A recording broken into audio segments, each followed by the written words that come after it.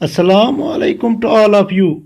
Dear students, we are discussing topic biotransformation. Under the heading of biotransformation, we have already discussed about what biotransformation is, what is overall metabolism, what is anabolism, what is catabolism, what is energy currency of cell.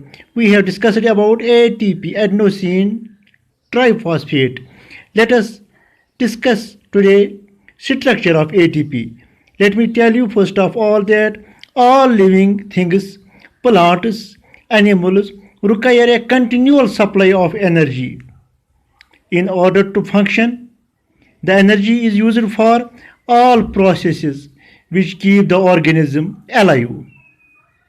Some of these processes occurs continuously, such as the metabolism of food, the synthesis of large biologically important molecules, for example proteins, DNA, and the transport of molecules and ions throughout the organism. Other processes require or they occur only at certain times, such as muscle contraction, other cellular movements. Animals obtain their energy by oxidation of food.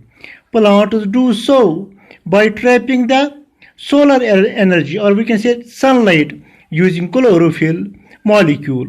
However, before the energy can be used, it is first transformed into form which the organism can handle easily.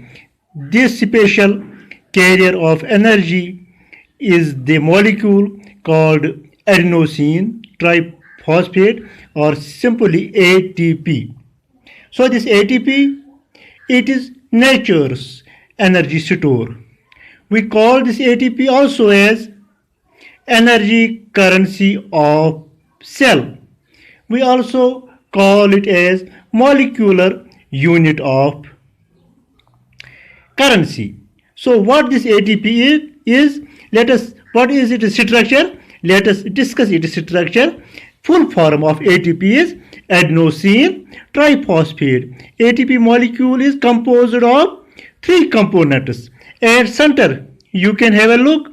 At center, it is a sugar molecule called ribose. It is here in the center.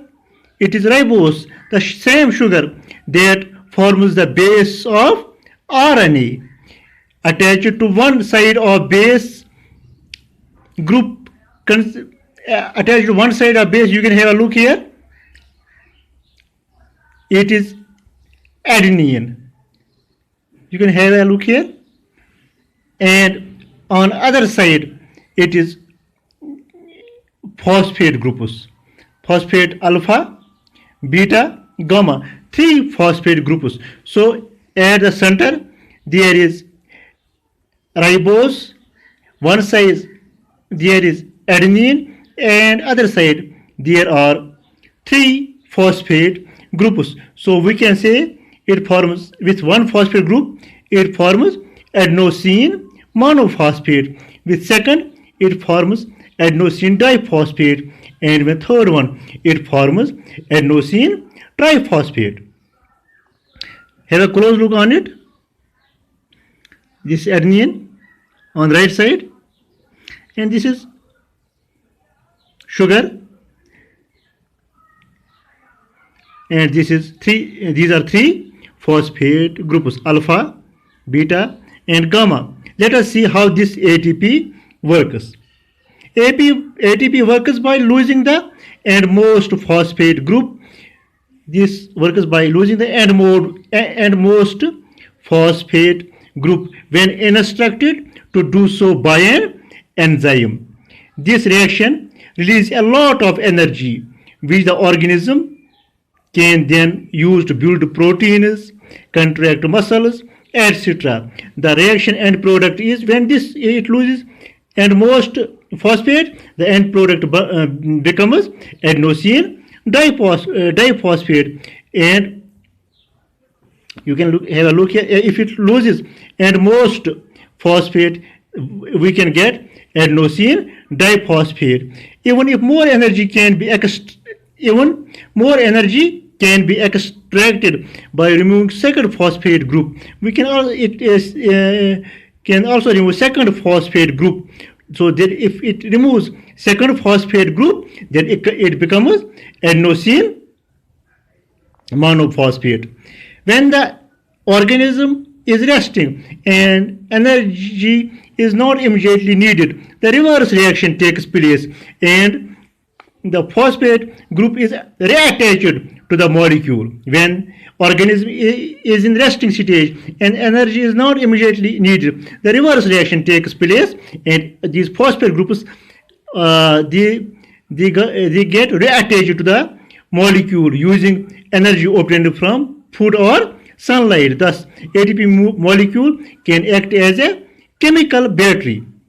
Act as a chemical battery, we can say storing energy when it is not needed, but also to release it instantly when the organism requires it. So this is here adenine, this is sugar, already mentioned it. This is ribose sugar, and these are three phosphate groups. And this phosphate alpha, and this is beta, and this is alpha, this is beta, this is gamma. These two terminal phosphates, gamma and beta, are both high energy groups. These are high energy groups, but the alpha phosphate group of ATP consists of low energy. This one alpha, it consists of low energy. So you remember, this is the structure of ATP, adenosine monophosphate, which is also called as nature's energy store, or we can say it is energy currency of cell, or we can also say that it is molecular.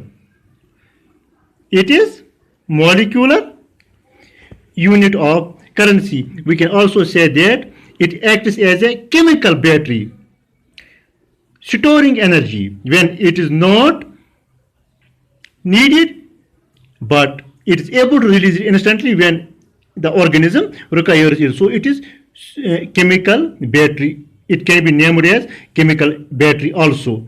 So this is very important topic. Thank you. Have a nice day.